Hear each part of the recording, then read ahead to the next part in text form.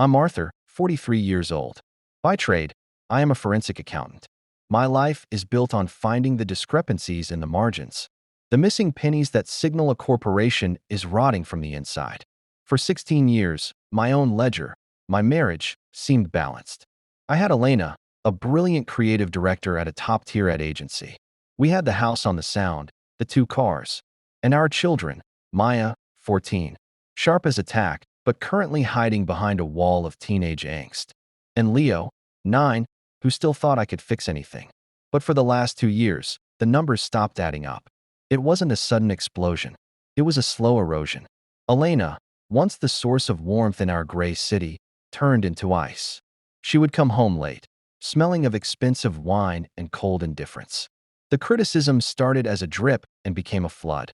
"You're so risk-averse, Arthur," she'd say, scrolling through her phone in bed, turning the screen away from me. "Julian knows how to command a room. Julian takes what he wants." Julian, her boss, a man I had grilled steaks with, a man I considered a friend.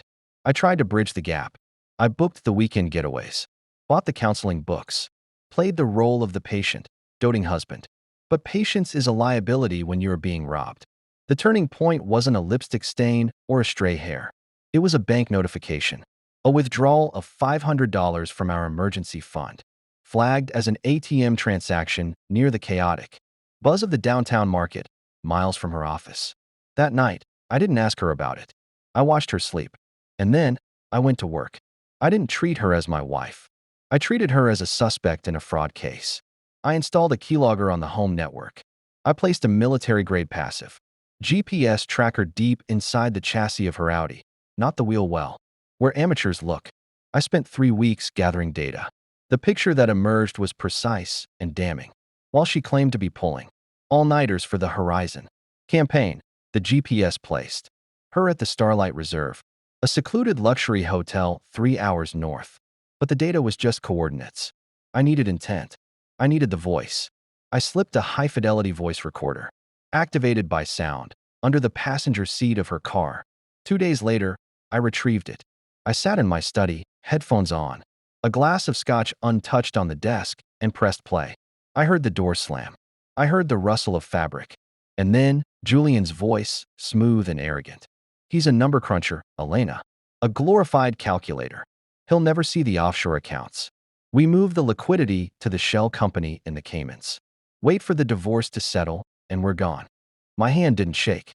My heart didn't break. It just stopped, and then restarted as a cold, mechanical engine.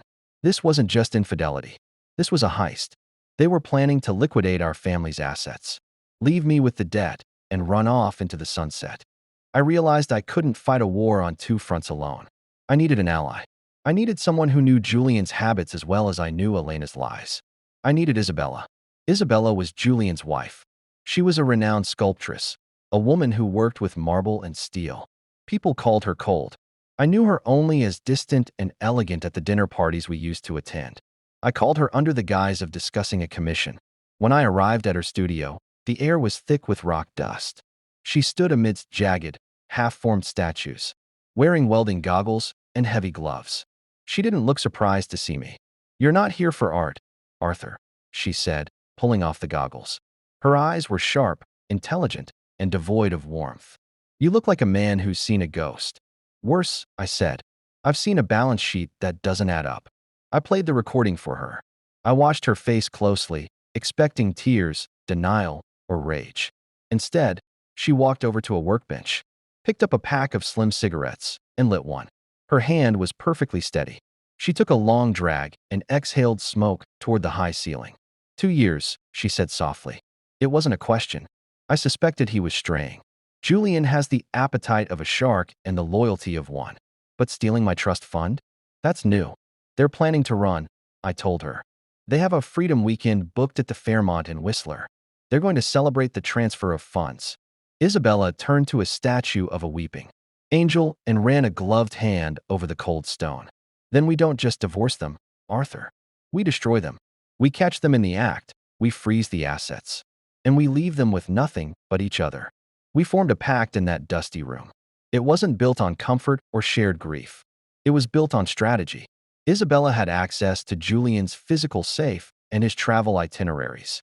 I had the digital, surveillance, and the forensic accounting skills to trace the money.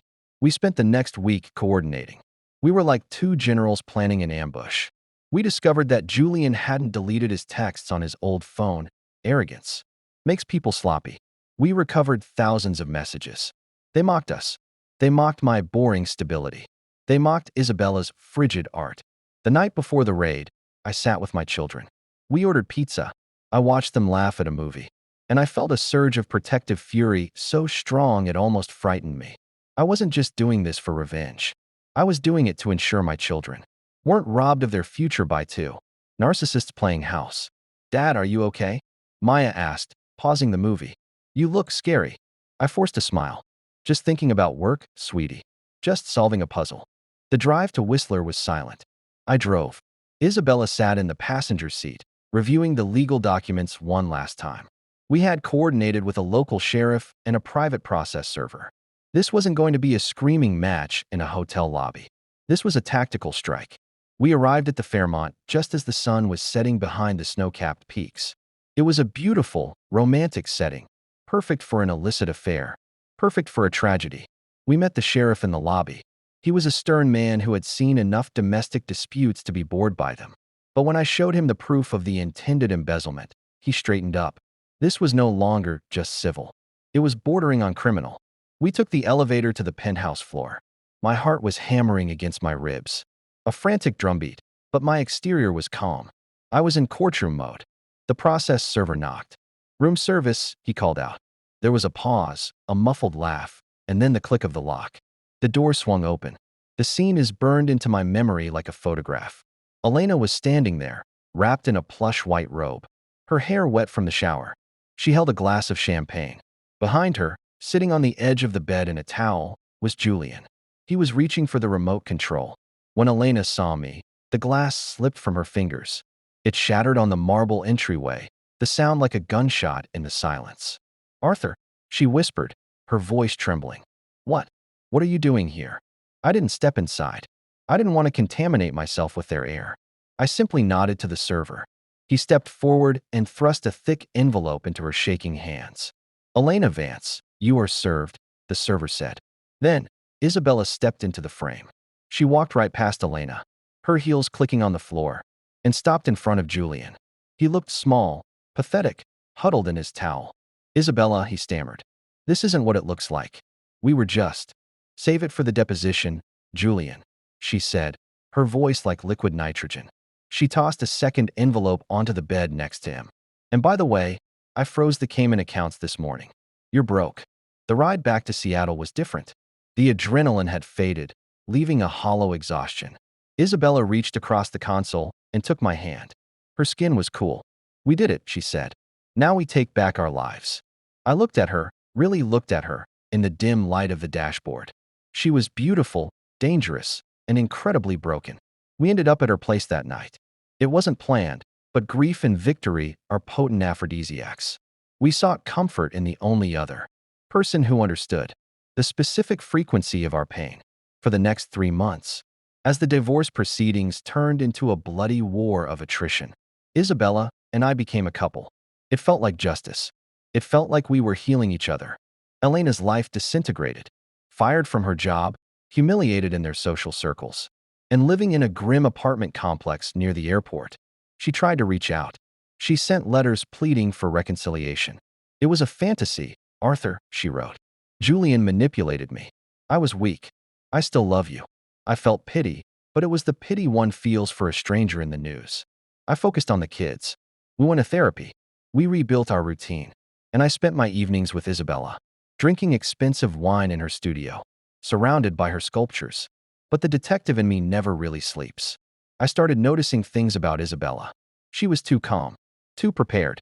When Julian's lawyers tried to maneuver, she was 3 steps ahead, as if she had memorized his playbook years ago. One rainy Tuesday, I was waiting for Isabella at her home office. She was in the shower. I was looking for a pen to jot down a note when I knocked over a stack of files. One folder slid out.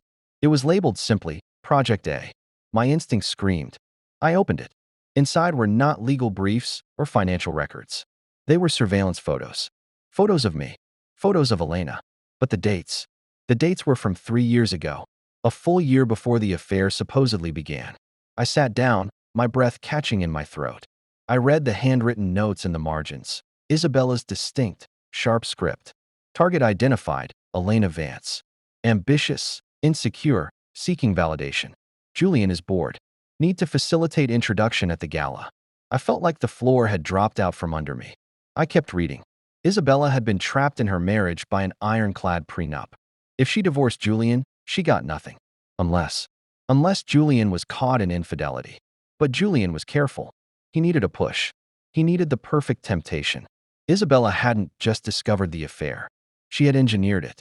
She had researched my wife, found her weaknesses, and subtly steered Julian toward her at company events. She had watched my marriage burn. She had watched my children's happiness be sacrificed on the altar of her financial freedom. She let it run for 2 years to ensure the bond was deep enough that Julian would try to embezzle funds for a new life, giving her grounds for criminal charges and voiding the prenup entirely. I wasn't her partner. I was the collateral damage in her long con. The shower water stopped running. I heard Isabella humming a tune. I stood up. I didn't scream. I didn't throw the file at her. That's what an emotional man would do, and Isabella expected emotions. She played them like instruments. Instead, I carefully placed the file back on the desk, exactly where it had been. I walked to the door, put on my coat, and stepped out into the rain. I blocked her number before I even started the car. The silence in my house is different now. It's not the suffocating silence of secrets, nor the lonely silence of betrayal. It's the silence of a clean slate. 6 months have passed since I walked out of Isabella's house. She tried to contact me through mutual friends, confused by my disappearance. I never explained. The greatest punishment for a narcissist is not anger. It is indifference. She got her millions, she destroyed Julian. But she lost the only person who had seen her humanity, or at least the illusion of it. I see Elena sometimes, when I drop the kids off for her visitation weekends. She looks older, tired. The fire has gone out of her. She apologizes often, trying to rewrite history, trying to find a way back into the house on the sound. I am polite, but firm. I tell her that forgiveness is possible, but restoration is not. Some bells cannot be unrung. I sat down with Maya and Leo yesterday. We were looking at old photo albums, something I couldn't bear to do a year ago. We found a picture of us from before the affair, smiling on a beach. I miss that time, Leo said quietly. I know, buddy, I said, wrapping an arm around him. But we aren't those people anymore. We're tougher now. We survived the storm. Maya looked at me, her eyes clear and sharp, so much like mine. We're better off, Dad. No more lies. She was right. I've started running again. I've taken on new clients, exposing corporate fraud with a vigor I haven't felt in a decade. I realize now that I was living with two ghosts, the wife who betrayed me and the mistress who used me. Both were shadows. Tonight, the sky over Seattle is finally clear. The stars are visible above the sound. I pour myself a glass of scotch, not to drown the pain, but to toast the quiet. The investigation is closed. The case is solved. The ledger is finally, truly, balanced. And for the first time in a long time, I am looking forward to seeing what the next page holds.